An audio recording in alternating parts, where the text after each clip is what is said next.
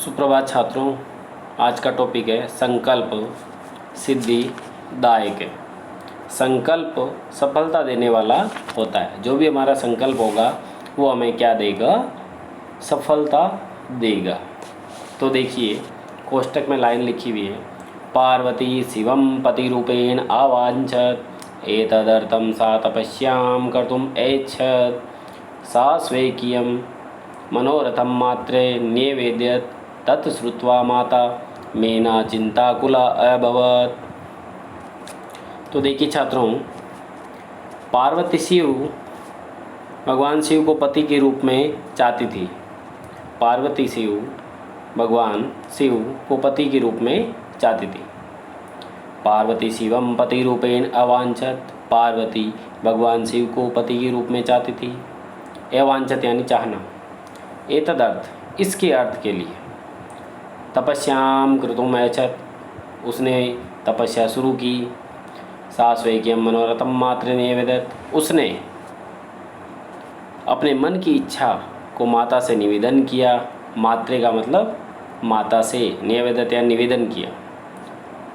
तत् श्रुत्वा माता मेना चिंताकुला, तब सुन कर के माता जो मेना है, माता मेना पार्वती की माँ, कौन है? मेना, चिंता से परेशान हो गई। मेना बोली, वत्से मनीषिता देवता गृह एव वस है कि मेना पुत्री इच्छित देवता घर में ही है तब कठिन होता है। मनीषिता देवता गृह है सती, जो मनस्वी देवता होते हैं, इच्छित देवता वो घर में ही है तब तो कठिन होता है। तपस्या करना क्या होता है? कठिन होता है। तव शरीर सुकबलम कोमलम, तुम्हारा शरीर तो सुकोमल है, घर पर ही रहो। त्वम गृह निवसंती निवस, तुम घर पर ही रहो। गृह एवस, घर में रहो। अत्रैव तव अभिलाषा सफलम भविष्यति, तुम्हारी अभिलाषा तो घर पर भी सफल हो जाएगी। तब पार्वती बोले, अम्ब तादृश अभिलाष तू तपसा एव पूर्ण भविष्यति, वैसी इच्छा तो तपस्या से ही पूर्ण होगी। जो मेरी इच्छा है माता, वो तो मेरी अभी तपस्या से ही पूर्ण होगी। तपसा यानी तपस्या। अन्यथा तादृशं पतिम कथम प्राप्स्यामि, अन्यथा उस प्रकार का पति कैसे प्राप्त करूँगी? मैं तप ही करूँगी, ऐसा मेरा जीवन की अभिलाषा है, मेरा संकल्प है। अहम तपम एव चरिष्यामि इति मम संकल्प, ये मेरा संकल्प है। मेना बोली, पुत्री त्वमेव मे जीवन अभिलाषा, माता वैसी इच्छा तो तपस्या से ही पूर्ण होगी, अन्यथा उस प्रकार का पति कैसे प्राप्त करूँगी? मैं तप करूँगी।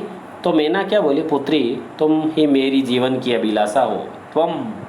त्वमेव मे जीवन अभिलाषा, तुम ही मेरे जीवन की अभिलाषा हो। तो पार्वती क्या बोली? सत्यम, सत्यम कहा, सत्य है, किंतु मम मने लक्ष्य प्राप्तुम आकुलितम वर्तते, सिद्धिं प्राप्य पुनः तत्तीव शरणम आगमिष्यामि, किंतु मेरा मन लक्ष्य को प्राप्ति करने के लिए परेशान है। सफलता जो ही मुझे प्राप्त हो जाएगी मैं आपकी शरण में वापस आ जाऊंगी। आज ही विजया के साथ गौरी शिखर पर्वत पर जाती हूँ। आज ही मैं तो यहाँ से अपने घर से निकलती हूँ। तते पार्वती निष्क्रमती, इसके बाद पार्वती निकल जाती है। पार्वती मनसा वत्सा कर्मणा चैयुते तपसेव इसमें कदाचित रात्रो स्थंडिले कदाचित शिलायाम स्वपतिम स्मय कदा विजयाय वदत। तो देखिए पार्वती मन वचन कर्म से तपस्या के लिए तपस्या करती है। कभी रात में ज़मीन पर और कभी चट्टान पर सोती है। एक बार विजया बोली, जो पार्वती के साथ वाली है विजया, क्या बोली? विजया, सखी तपे प्रभावात हिंसक पशुओं अपि तव सखाए जाता।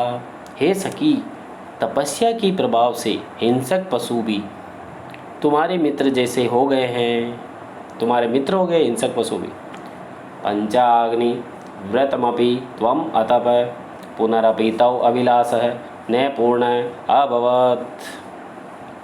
यानी कि हिंसक पशु भी तुम्हारे मित्र हो गए, पंचाग्नि तप भी तुमने तपा है, लेकिन फिर भी तुम्हारी इच्छा पूर्ण नहीं हुई है अभी। तो पार्वती बोलती है, अय विजय, अरे विजया, किम न जानांसि, क्या तुम नहीं जानती हो, मनस्वी कदापि धैर्यम न परित्यज्यति, महापुरुष कभी भी धैर्य नहीं छोड़ते हैं, और अपीचे मनोरथनाम आगति नस्ति, महापुरुष कभी भी अपना धैर्य नहीं छोड़ते और भी मनोरथों की गतिहीनता नहीं है, और भी मनोरथों यानी मन की इच्छाओं की कोई गतिहीनता नहीं है। आगे देखिए छात्रों, विजया बोली, त्वं वेदम अधीतवती, तुमने वेद को प्राप्त कर लिया, वेद को पढ़ा, यज्ञ संपादितवानि, यज्ञम तो यज्ञ को भी संपन्न कर लिया, तपे कारणा जगति तव प्रसिद्धे, तपस्या के कारण संसार में तुम्हारी प्रसिद्धि है, तप यानी तपस्या, प्रसिद्धि यानी प्रसिद्ध, अर्पणा इस नाम से भी तुम प्रसिद्ध हो, यानी पार्वती का नाम दूसरा क्या है, अर्पणा, इस नाम से भी तुम प्रसिद्ध हो गई, पुनरपि तप से फलम नैव दृश्यते, फिर भी तपस्या का फल दिखाई नहीं देता है, क्या कारण है। तो इसका अगला भाग पार्ट 2 में देखिए छात्रों।